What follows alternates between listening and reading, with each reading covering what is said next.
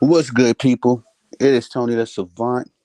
And before we get started, please like this video, share this video, hit the notification bell so you can be notified when I'm dropping content and going live on the channel as well. If you haven't already, please subscribe as I drop content daily, go live daily, stay very busy on the platform. And last but not least, please leave your thoughts and opinions in the comment section, as I'm always intrigued to know what you have to say about these topics. And ladies and gentlemen, shout out to my homie Wildcard Lamar Wallace. As I was watching him on his podcast with the sports professor, I can't recall, man, and I was looking for the clip.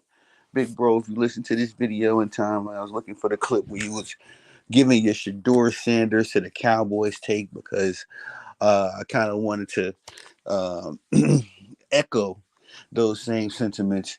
How I'm seeing the Dallas Cowboys moving right now, I'm thinking, man, it's gonna be a new era, all right, in Dallas, Arlington, Texas, very soon, because Jerry Jones.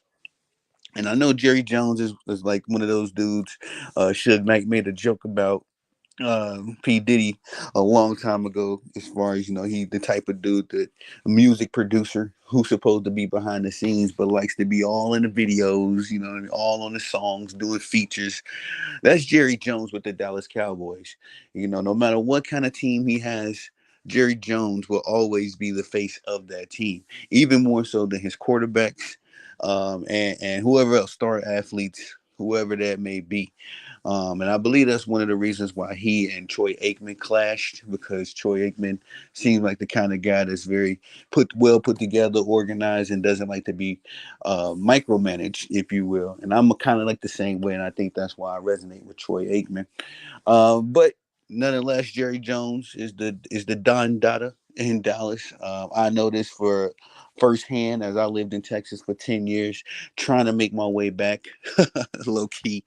But at the same time, Texas is run by Jerry Jones. He's one of the big wigs out there. And when you're in the Cowboy Stadium, you really feel the culture that Jerry Jones has set in. Albeit it's been 28 years since they didn't win something. Um, Dallas Cowboys culture is a real thing. You know what I mean? And I've been to a few Dallas Cowboys games, been in that stadium, man. It is absolutely beautiful. It's a palace. In the AT&T Stadium, I've seen the roof. It what do you call it? It goes back. I don't know the proper word for that, but detracts, I guess. I've seen the roof open up. You know what I mean? And it's like a cool thing to see. And I've seen that mega big screen, bro.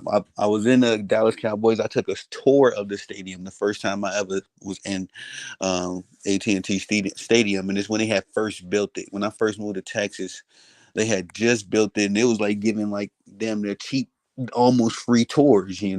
My sister lived in Arlington, and so my brother and I went to go visit her. And while we was out there, we went to the Dallas Cowboys Stadium to check it out. And man, that big old screen, bro. We was in that stadium by ourselves, literally with just us and the tour dude, me, my brother. I think it was his father-in-law, and sorry, getting the email. It was me, my brother, his father-in-law. It was just us three and the tour dude. Like, it was no players, hardly any staff. The stadium was brand spanking new. They had just opened it. So and I seen the screen, I was like, man, it'd be so cool to hook up my Xbox into that joint. And the tour guy let me know you can do that. Actually, the Jonas Brothers, I don't know if y'all recall them, but the Jonas Brothers, they a little boy band, they had actually played their video games on that big ass screen, bro, and it was crazy. It was dope to see. I wasn't in the stadium for that particular thing. I just knew about it. I remember seeing it somewhere on the clip or something. But at the same time, Jerry Jones is the big wig, man. And I think that he's really putting pressure on the Dallas Cowboys standouts and stars. Um, of all people that's upset the most about the Dallas Cowboys losing, I think Jerry Jones is at the top of the list. Jerry Jones doesn't come off to me as the kind of owner or the kind of guy that just puts out a football team just to make money, i.e., the Lakers right now. Another very infamous sports franchise. I think that the Lakers and the Cowboys are two organizations in sports that hold that same kind of weight. When you actually in the Lakers stadium, I've never been out there to now it's called the Crypto something Stadium. I've never been in the Lakers Staples Center or nothing like that, but I can imagine it's about the same kind of feeling. And so I think that Jerry Jones is on the top of the list of upset Cowboys fans. The lack of success that they've been having, and I think it's his own doing a little bit, man. Jerry Jones kind of is old school. He tries to make the best of what he has. Kind of is cheap, to be honest. I mean, he'll pay you. He'll pay his stars. He'll pay even the troublemakers that show him some potential. But the point of the matter is that when it comes to like quarterback and all that kind of stuff, Jerry Jones has not really put himself or the Dallas Cowboys in a position to get one of these generational quarterbacks, respectfully. And I think that he can do so now with Shedeur Sanders. I think Shedeur Sanders is special. This day they've already been mentioning how comparing him to the likes of Tom Brady. What I've seen from Shedeur, I think he's nice. I think that Coach Prime is invested in his skill set and his talents, and is really showing on the football field. He didn't really get that chance to showcase all that he can do last year, but I am on the Shedeur Sanders bandwagon. And considering the fact that Dak Prescott is looking for $60 million for absolutely nothing. I could see if Dak then won an NFC championship, had a Super Bowl appearance, something. Give me something to work with. But this man has done absolutely nothing. And again, partially on Jerry Jones' fault. Dak Prescott is a fourth round quarterback. Respectfully, I've always believed you can find a good cornerback, good maybe running back, somebody, some of the skill positions or on the defense, maybe even a good lineman in the later rounds past the first, second, probably the first 2 or 3 rounds. But a quarterback, nah, bro. You know what I mean? You're not just gonna go pull out a Tom Brady, you know what I mean, and put a generational guy that was on nobody's list. That Tom Brady is one. He's special. I think Brock Purdy may end up being in that lane as well. But Dak Prescott is not that. And unfortunately, I think it's time for the Dallas Cowboys to move on. I think Jerry Jones is starting to see that as well, as he's a little reckless in these press conferences he's having, how he's talking, not just to Dak, but also to CD Lamb. I haven't really heard him say much about Michael Parsons, which I'd imagine they've already got a verbal agreement out there for Michael Parsons. Mike has been quiet, and also Jerry Jones ain't really been speaking much about him. I mean, as far as what I've been hearing a lot of banter about Dak Prescott and CD Lamb, of course, but um, nonetheless, I just don't think Dak Prescott is worth it, and I think that the luster of Dak Prescott is beginning to wear off. And again, I believe this season could be his last hoorah. Dallas Cowboys could definitely, possibly, even maybe win the Super Bowl as constructed. But I think if Dak doesn't do what he's supposed to do, then we should be looking on to the next, era.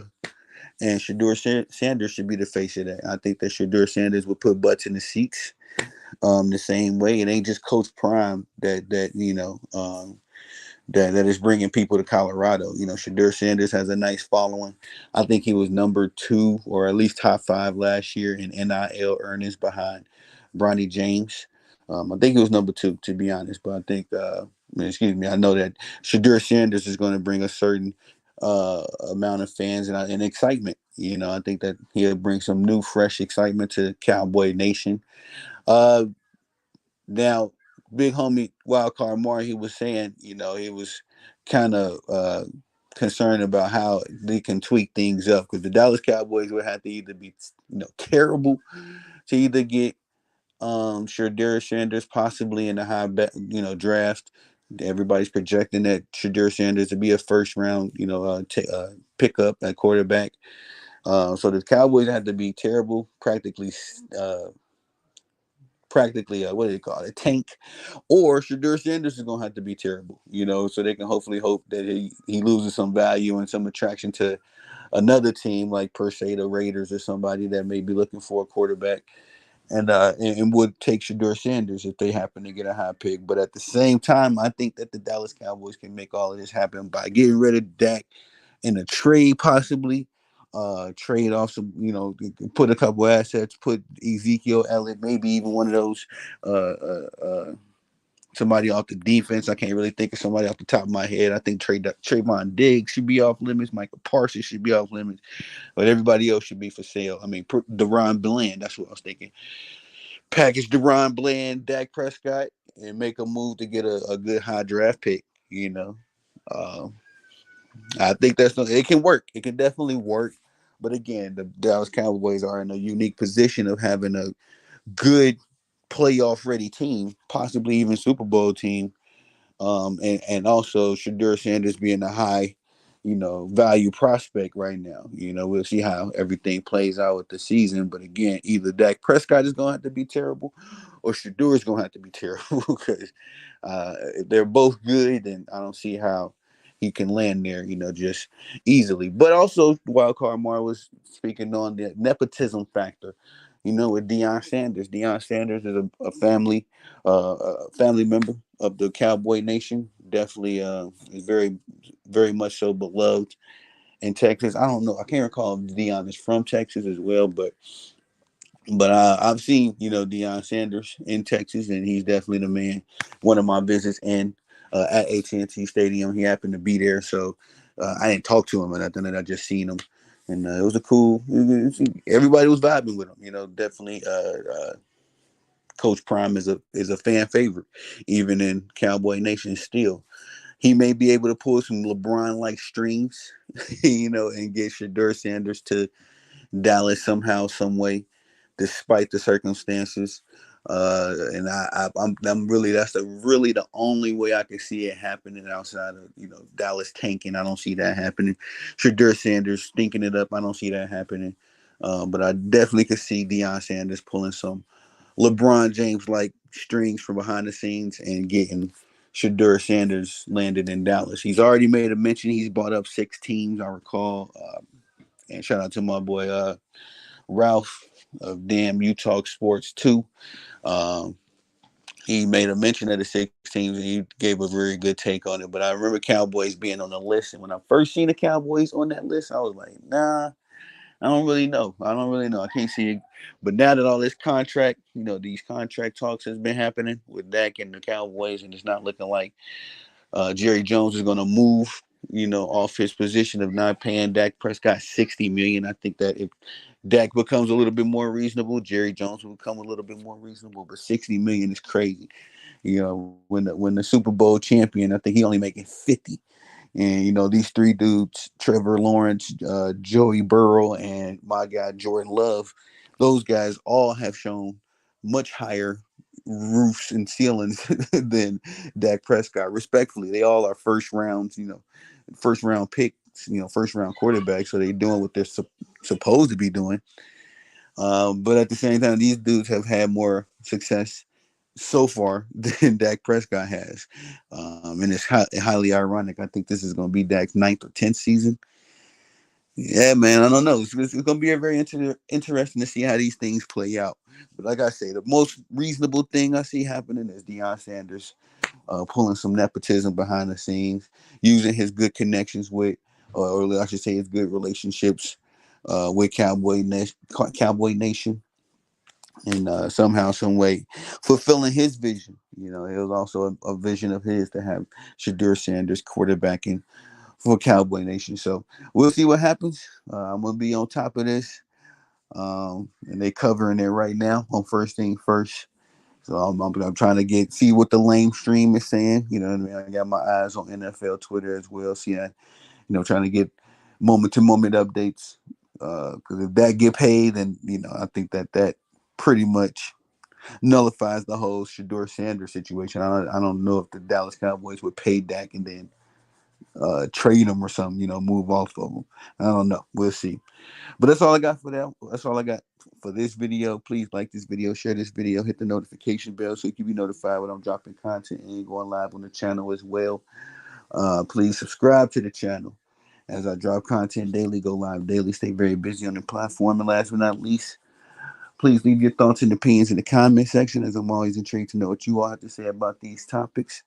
I am Tony the Savant. Peace.